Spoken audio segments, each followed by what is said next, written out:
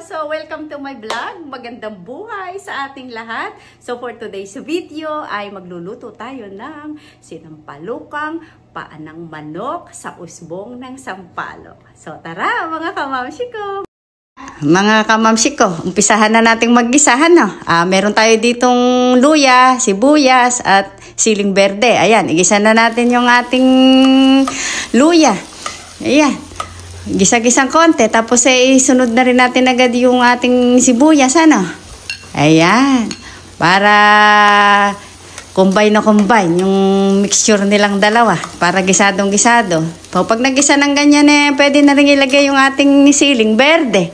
Ayan. Dumadagdag yan sa aroma ng ating sinampalukan.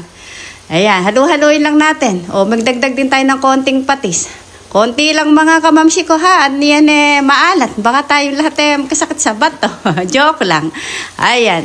So, yeah, gisa-gisa lang, halo-halo lang tayo. Hanggang sa magmantika ng konti.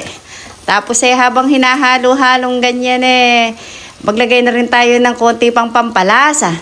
Ayan, isinasama ko na yung asin at saka pampalasa sa gisa. Para paglagay na natin ng paan ng manok smooth na ba?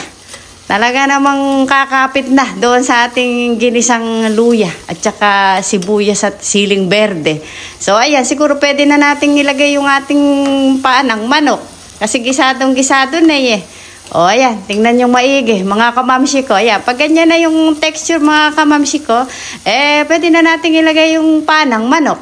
Ayan, paan ng manok yung ready ko na yan at saka konting laman. Pero uunahin natin yung ating paan ng manok at yan matigas. Kailangan mauuna natin siyang palambutin, hano? Ayan, sige, halu-haluin lang natin hanggang sa yan sumipsip ba ng gisado nating sibuyas at luya. So, ayan, halu-halo lang ng konti. Hanggang sa dumikit ba yung lasa ng ginisa natin. So, ayan. Pagka ganyan ang texture, pwede tayong maglagay ng kahit konting tubig. Ayan, konti lang. Para lang hindi masunog yung ating niluluto. Ano? So, takpan muna natin. Ayan. O, yan. Haluin ulit. Pagkayari, tingnan nyo yung texture kung ayos na. At kung medyo malambot-lambot na yung paa, pwede na natin ilagay yung laman.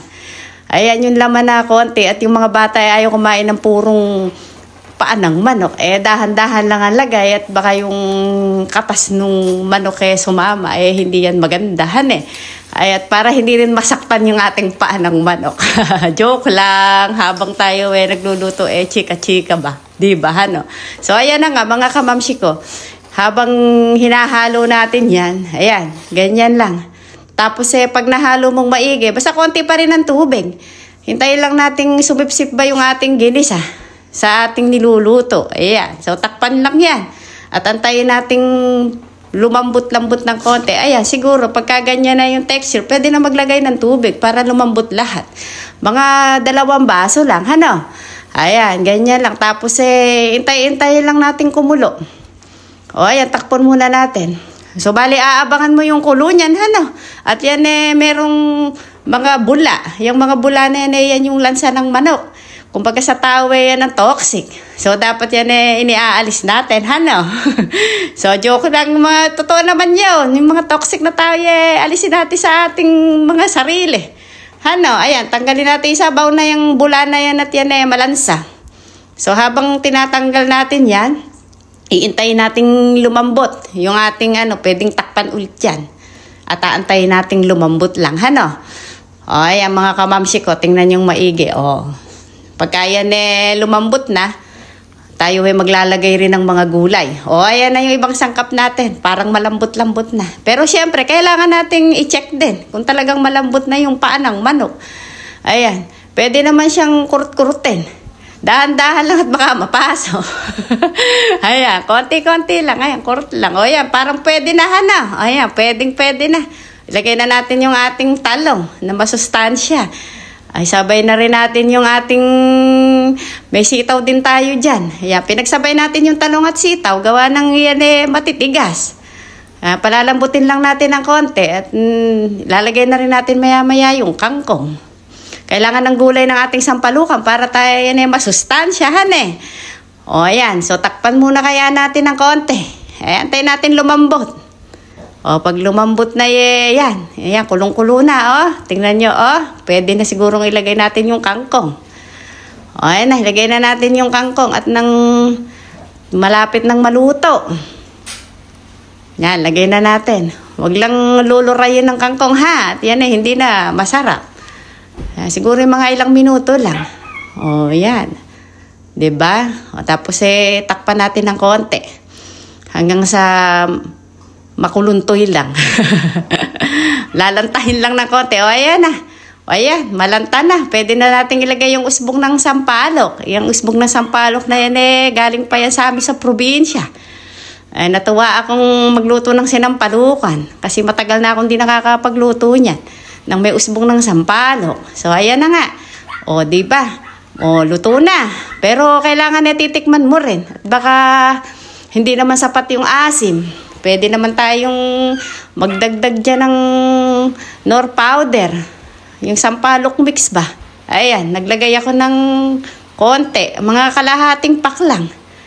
Para lang maayos ang asim. Kasi hindi pa ako nasiyahan sa asim na tinimpla ko ng usbong. So, ayan, mga kamamshi ko, oh. Malapit nang maluto. Tapos tikman nyo ulit. Pag ayos na i-check nyo din yung alat. Baka yung alat hindi pa ayos sa inyo, pwede nyo pang dagdagan. Sabi nga, madaling magdagdag. Ang mahirap ang sobra. Hindi ba? Ayan. So, parang luto na mga kamamshi ko, Ayan na, tara na. At tikman natin. Mapakasarap ng sinampalukang na ito. Ayan na, at nilagyan pa natin ng 2 siling berdeng pandagdag aroma. Ayan na, pwede nang tikman. Nako, pagkasarap naman ito. Parang madami kong kanin na makakain. O, tara mga kamamshi ko, kain na tayo. Tikman natin ang napakasarap na sampalukan sa usbong ng sampalok. Tara na, kainin na natin ito. Maraming salamat sa panonood muli. God bless.